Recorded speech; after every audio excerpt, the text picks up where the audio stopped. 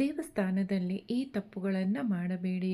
ದೇವಸ್ಥಾನದಲ್ಲಿ ದೇವರ ಮುಂದೆ ಯಾರಾದರೂ ವ್ಯಕ್ತಿಗಳು ಸಾಷ್ಟಾಂಗ ನಮಸ್ಕಾರ ಮಾಡುತ್ತಿದ್ದರೆ ಅವರ ಮೂಲಕ ಹಾದು ಹೋಗಬೇಡಿ.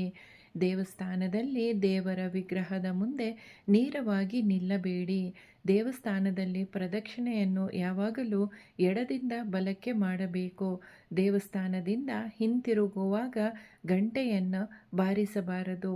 ದೇವಸ್ಥಾನದಿಂದ ಮನೆಗೆ ಹಿಂತಿರುಗಿದ ತಕ್ಷಣ ನಿಮ್ಮ ಪಾದಗಳನ್ನು ತೊಳೆಯಬಾರದು.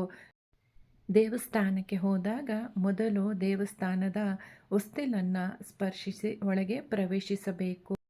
ದೇವಸ್ಥಾನದಲ್ಲಿ ಭಜನೆ, ಕೀರ್ತನೆ, ಹೋಮ ಇತ್ಯಾದಿ ಸಮಯಗಳಲ್ಲಿ ಶಾಂತಿಯನ್ನು ಕಾಪಾಡಿಕೊಳ್ಳಿ.